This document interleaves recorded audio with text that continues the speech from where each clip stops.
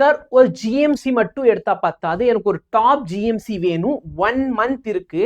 ஏன் நான் எவ்வளோ ஹார்ட் ஒர்க் நீங்க சொன்னாலும் சரி பண்றதுக்கு ரெடியா இருக்கேன். பட் எனக்கு ப்ராப்பரா ஒரு கைடன்ஸ் கொடுங்க. நான் டாப் 20 ஜிஎம்சிக்குள்ளேயாவது போகணும்.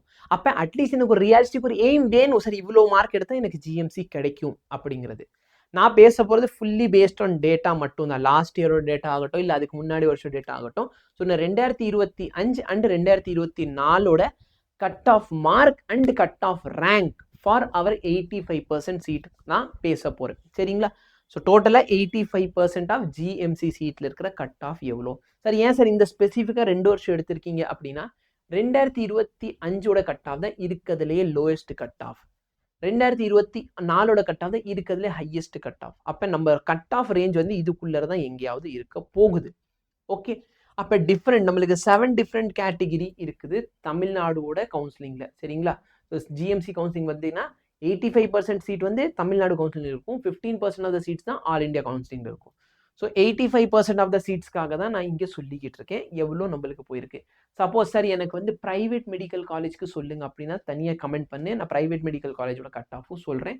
ப்ரைவேட் மெடிக்கல் காலேஜில் எவ்வளோ எக்ஸ்பெக்ட் பண்ணலாம் அதையும் நான் உனக்கு சொல்கிறேன். நல்லா பார்த்தீங்கன்னா 2025 கட் ஆஃப் இது. 2025 ஓசி கேட்டகிரினா 538 க்ளோஸ் ஆச்சு. 538 இல்லை 530 அதிகமான மார்க் எடுத்தவங்களுக்குலாம் சீட்டு. பிசினா 509, பிசிஎம்னா 504, எம்பிசினா 496, எஸ்சினா 441, எஸ்சினா 397, எஸ்டினா 402. இதுதான் என்ன சார் மார்க். இந்த மார்க்கில் தான் 2025 கவுன்சிலிங் வந்து க்ளோஸ் ஆச்சு. ஓகேவா? அப்போ உங்கள் மார்க் இதை விட அதிகமாக இருந்தால் உங்களுக்கு 2025 சீட்டு கிடைச்சிருக்கும். இதே நான் ரேங்க் பேசினா இந்த சைடில் இருக்காத ரேங்க், அப்போ ரேங்க் இதை விட கம்மியான ரேங்க் நீ வாங்கியிருக்கணும். ஒரு 1300வது ரேங்க் ஓசி கேட்டிங்கன்னா சீட்டு கிடைச்சிருக்கும். ஓகே, இந்த மாதிரி தான் ரேங்கோட கணக்கு. 2024 இதை கம்பேர் பண்ணீங்கன்னா இது 2024 மார்க்கு அண்ட் ரேங்க். என்ன சார் சம்மந்தமே இல்லாமல் இருக்குது அப்படின்னா, இதான் இருக்கிறதுலையே டஃபஸ்ட் கொஷின் பேப்பர் இந்த ஹிஸ்ட்ரி ஆஃப் நீட் அப்படின்னு தான் சொல்கிறாங்க. ஓகே, ஹிஸ்ட்ரி ஆஃப் நீட்டில் பொதுவாக என்ன நடக்கும்னா, ஏதாச்சும் ஒரு சப்ஜெக்டை மட்டும் கஷ்டம் பண்ணுவாங்க.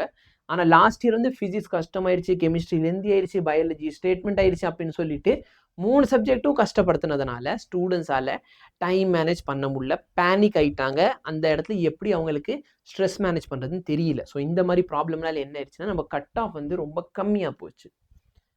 சார் இப்போ நான் ப்ரிப்பேர் பண்ணுறேன், இப்போ கொஸ்டின் பேப்பர் ஈஸியாக வரப்போதா டிஃபிகல்ட்டாக வரப்போதா நம்மளுக்கு தெரியாது. ஆனால் ஒரு விஷயம் நோட் பண்ணி, எவ்வளோதான் மார்க் மாறி இருந்தாலும் என் ரேங்கோட வேல்யூ ஆல்மோஸ்ட் சேம். தெரியுதா? ரேங்க் ஆல்மோஸ்ட் சேமாக தான் இருக்குது. கரெக்டாக இல்லையா? ஆல்மோஸ்ட் சேம் ரேங்கிங்கில் முடிஞ்சிருக்குது. ஸோ இதை பொறுத்த வரைக்கும் ஒரு பெரிய ப்ராப்ளம் இல்லை. எஸ்டிக்கு மட்டும் பார்த்தீங்கன்னா நம்பர் ஆஃப் சீட்ஸ் வந்து ரொம்பவே குறைவு. ஓகே, ஸோ அதனால் எஸ்டியில் அந்த டாப் 50 ஸ்டூடெண்ட்ஸ் கிட்ட தான் சீட்டு கிடைக்கும். ஓகே, ஸோ அந்த 1% சீட்ஸ் இருக்கும். அப்போ மொத்தத்துக்கு பார்த்தீங்கன்னா நம்மளுக்கு 5200 சீட்ஸ்னால் அதில் வந்து ஒரு 700 சீட்ஸ் வந்து ஆல் இண்டியா கோட்டாவுக்கு போயிடும், 7.5% சீட்ஸ் வந்து இதில் போயிடும். ஸோ நம்ம ஆல்மோஸ்ட் வச்சுக்கோமே 15% சீட்ஸ் போயிடுச்சுன்னா 700 சீட் போயிடுச்சு, 4500 சீட்ஸ் இருக்குது. அந்த 4500 1% வந்து எஸ்டி ஸ்டூடெண்ட்ஸ்க்கு. ஸோ டாப் 45 ஸ்டூடெண்ட்ஸோட மார்க் தான் இங்கே பேசும். ஓகே, அப்போ எஸ்சி ஸ்டூடெண்ட்ஸாக இருக்கீங்கன்னா நீங்கள் டாப் 40லேயாவது வரணும். 45 இருக்குன்னா நம்ம 40ஆவது எய்ம் பண்ணுவோம். 40க்குள்ளே வந்துட்டீங்கன்னா உங்களுக்கு ஒரு சீட் கன்ஃபார்மாக கிடைக்கும் ஏதாவது ஒரு ஜிஎம்சியில். இப்போ இந்த இடத்துல நான் இதெல்லாம் கொடுத்தாச்சு சார். நெக்ஸ்ட் என்ன? ப்ரிடிக்ஷன்.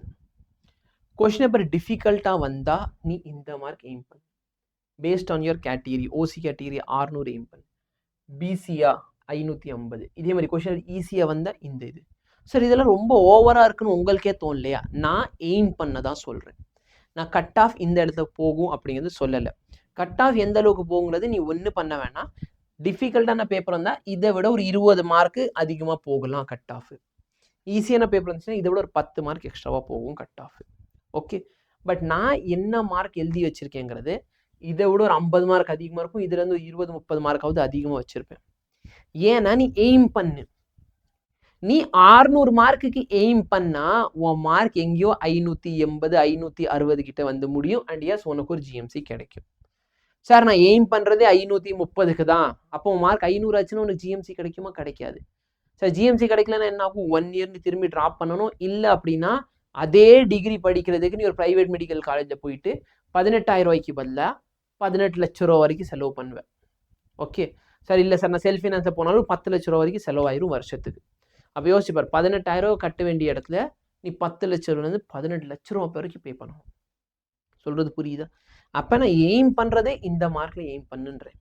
ஓகே, கமெண்ட் செஷனில் போய் ஒரு மார்க் ரேஞ்ச் என்ன கேட்டகிரி இருக்கோ அதுக்கேற்ற மாதிரி இந்த மார்க் ரேஞ்சை செட் பண்ணு.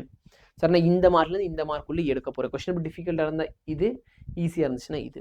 ரேங்க் பாரு 1300 ரேங்க் வரைக்கும் கிடைக்கும். பட் நான் 1000 எழுதியிருக்கிறது ரீசன் என்ன, ஒரு டாப் 20 ஜிஎம்சிக்குள்ளே நீங்கள் வாங்க. ஏன்னா எய்ம் செட் பண்ணுறப்ப அப்பயே சும்மா ஒரு ஜஸ்ட் எய்ம் பண்ணக்கூடாது. சொல்கிறது புரியுதா இல்லையா? எய்ம் செட் பண்ணுறது எப்பவுமே டாப்பில் செட் பண்ணணும். அப்போ தான் நம்ம தட்டி விட்டு ஏதாவது ஒன்று நடந்து 2-3 கொஸ்டின் தப்பு பண்ணி இந்த நம்ம தேவையான கட் ஆஃபில் வந்து விழுவோம். அப்போ எக்ஸாக்ட் கட் ஆஃப் வேணும்னா ஒன்றும் இல்லை, இதுலேருந்து ஒரு 20 மார்க் கூட்டிக்கோ, இதுலேருந்து ஒரு 10 மார்க் கூட்டிக்கோ, அவ்வளோதான் கட் ஆஃப். பட் உன் எய்ம் எப்படி வை, இந்த மாதிரி ஹையாக வச்சுக்கோ. அப்போ தான் டாப் ஜிஎம்சி கிடைக்கும். டாப் ஜிஎம்சியில் படிக்கிறதே வேறு ஃபீலு. ஓகே, நான் இந்த கட் ஆஃப்லாம் நீ எய்ம் பண்ணுறேன்னா இதை விட கம்மியான மார்க் போயிடும், கடைசியில் ஜிஎம்சி கிடைக்காம கூட போகலாம். அதனால் எய்ம் பண்ணுறதே இந்த மார்க் எய்ம் பண்ணி படி. ஓகே சார், இதெல்லாம் இன்னும் பாசிபிள்னு கேட்டால் கண்டிப்பாக பாசிபிள். நாங்கள் ஏப்ரல் மந்த்லேருந்து ஒரு புது சீரீஸில் வரும். இப்போ அந்த சீரீஸில் பார்த்தோன்னா நான் வந்து ஒரு 5 லெக்சரில் உனக்கு டாப் 50 டாபிக்ஸ் நடத்தி கொடுத்துட்றேன். 5 லெக்சரில் 50 டாபிக்ஸ். ஒரு டாபிக் நீ படித்தாலே போதுமானது. ஒன்றால் என்ன பண்ண முடியும், ஈஸியாக சூப்பரான மார்க்கை ஸ்கோர் பண்ணிட முடியும். ஓகே, அதனால் ப்ராப்பராக வந்து அந்த சீரீஸில் ஜாயின் பண்ணிக்கோ. ஃப்ரீ ஆஃப் காஸ்ட் யூடியூப்பில் தான் டீச் பண்ண போகிறேன். 5 நாள் 50 டாபிக், 120 மார்க்கு. கெமிஸ்ட்ரிக்கு அதே மாதிரி ஒரு 140 மார்க் எய்ம் பண்ணு. ஃபிசிக்ஸ் பயாலஜி பொறுத்தையும் 340.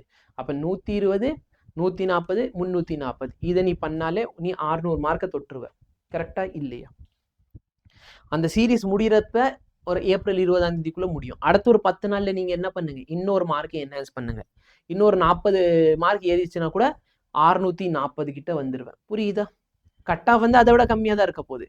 பட் நான் சொல்கிறது என்ன, அந்த மெத்தடை ப்ராப்பராக யூஸ் பண்ணால் போதுமானது. உனக்காக பெஸ்ட்டு சீரீஸோட வந்துக்கிட்டு இருக்கோம். உனக்கு ஃபிசிக்ஸில் எதெல்லாம் வேணுமோ கீழே கமெண்ட் பண்ணு. அதே மாதிரி நீ என்ன மார்க் வந்து எய்ம் பண்ணிக்கிட்டு இருக்கிறது எனக்கு கமெண்ட் செக்ஷனில் சொல்லு. நான் கூடி சீக்கிரம் அந்த சீரீஸோடையே 1ஆம் தேதியிலேருந்து சந்திக்கிறேன். All the very best. Thank you so much. Have nice day.